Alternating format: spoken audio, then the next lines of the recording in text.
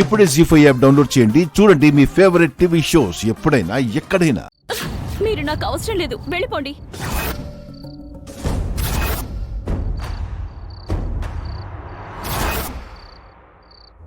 సావిత్రి, అవును, ఇలా దొంగచాటుగా తీసుకుని పోయి పెళ్లి చేసుకునేది అయితే మీరు నాకు అవసరం లేదు.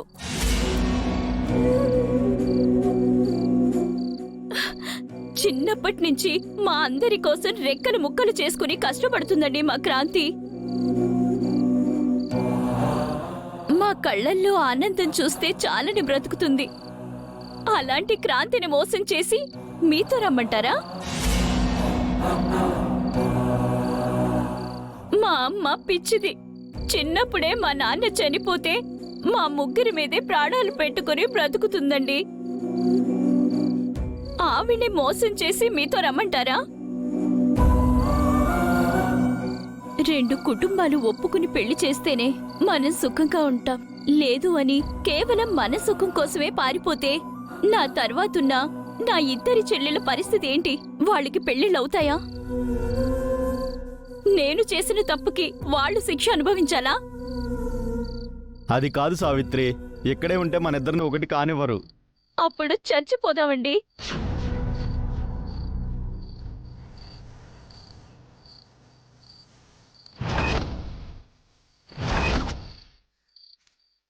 అంతేకాని ఇలా లేచిపోయి రావడానికి మాత్రం నేను సిద్ధంగా లేను. చెప్తుంటే అర్థం కావట్లేదా నీకు? నీ మీద ప్రేమ ఉండబట్టే మా వాళ్ళందరిని వదులుకుని నిన్ను పెళ్లి చేసుకోవడానికి వచ్చాను. కానీ నువ్వేంటి ఇలా మాట్లాడుతున్నావు? నేను నీకు కావాలా వద్దా?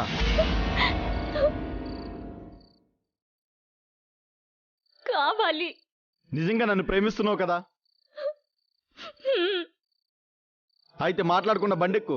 నేను రాను, వెళ్ళిపోండి. పిచ్చా నీకు? పిచ్చే బావా.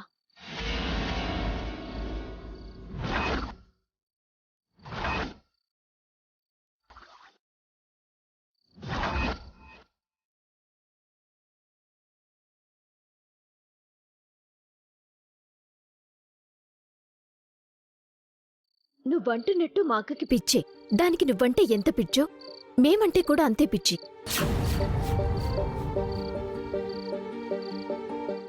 క్రాంతి, ఏంటి బాబు ఇది? ఈ టైంలో వచ్చావు? ఇప్పుడు దానికి ధైర్యం చెప్పడం పోయి ఇలా ఎవరికీ చెప్పకుండా లేపుకుపోవడానికి వచ్చావా? నన్ను క్షమించండి అత్తయ్య. మిమ్మల్ని మోసం చేయాలన్న ఉద్దేశం నాకు లేదు. కానీ మా అక్కని దూరం చేసుకుని బతకలేవని, నువ్వు ఈ నిర్ణయానికి వచ్చావని మేం అర్థం చేసుకోగలం బావా. కానీ మా సైడ్ నుంచి కూడా కాస్త ఆలోచించు. మా అక్క మమ్మల్ని వదిలి మీతో ఉండలేదు బావా. నీతో వచ్చినా మా కోసం ఏడుస్తూనే ఉంటుంది. నువ్వు మా అక్కని నమ్మావు, మీ ప్రేమని నమ్మావు. అలాగే నన్ను కూడా నమ్ము బావా. మా అక్క మీద పడిన నింద నిజం కాదని నిరూపించి మీ అమ్మ వాళ్ళందర్నీ ఒప్పించి మీ ఇద్దరి పెళ్లి నేను జరిపిస్తాను. మా క్రాంతి ఏదైనా చెప్తే అది చేస్తుందయ్యా. దానిమీద మాకు నమ్మకం ఉంది. నువ్వు కూడా నమ్ము. ఖచ్చితంగా మీ ఇద్దరు సంతోషంగా ఒకటవుతారు.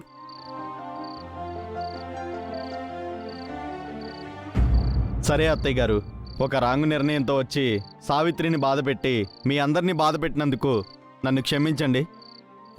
సావిత్రి, నీ ఇష్టమే నా ఇష్టం. వస్తాను.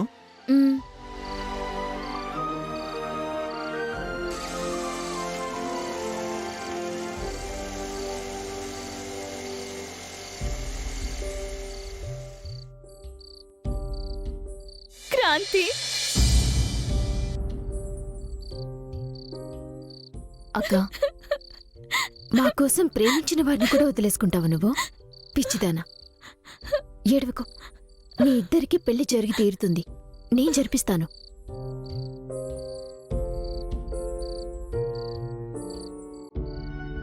కర్పూరం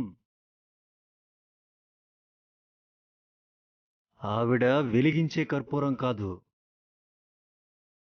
తేడా వస్తే మీ అందరి బ్రతుకులకి హారతిచ్చే కర్పూరం.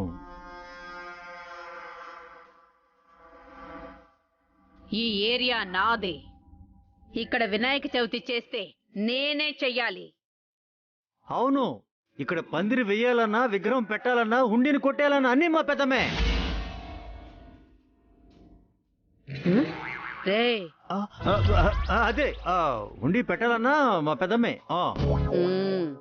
ఏంటి ఈ ఏరియా నీదా? ఇప్పటి వరకు ఎన్నో సంవత్సరాలుగా ఇక్కడ విగ్రహం మేం పెడుతున్నాం, వేడుకలు మేం చేస్తున్నాం. అది గతం. కానీ ఇప్పుడు ఈ ఏరియాలో వినాయక చవితి చేసే రైట్స్ నాకే ఉన్నాయి. మర్యాదగా పందిరి పీకి విగ్రహాన్ని తీయండి. ఏయ్, అది జరగని పని.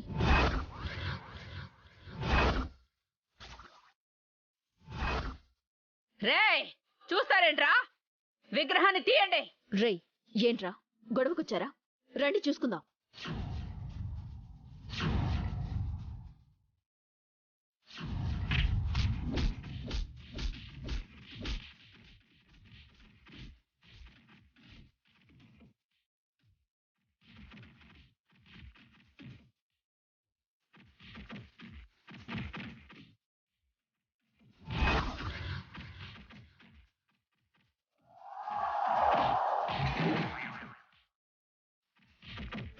ఆగండి, ఆగండి, మిమ్మల్ని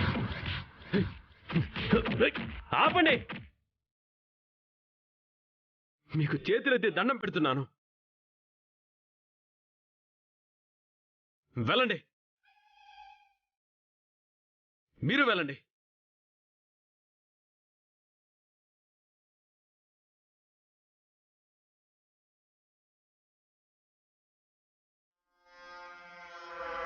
ఏంటండి కర్పూరం గారు, ఇది దేవుడు పూజ చేయడానికి కూడా గొడవ? గొడవ పడుతోంది నేను కాదు, అదే.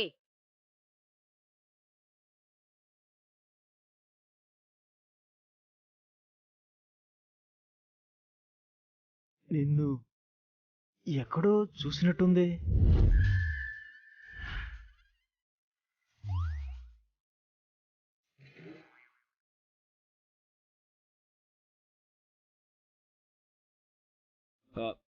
ఎక్కడో చూడటం ఏంటి?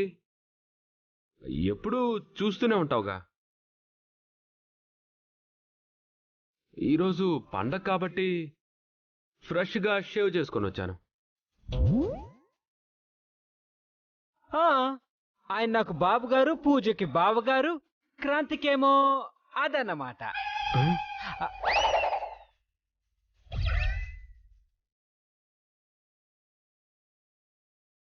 లేదు, శారీలో నిన్ను ఏంటి?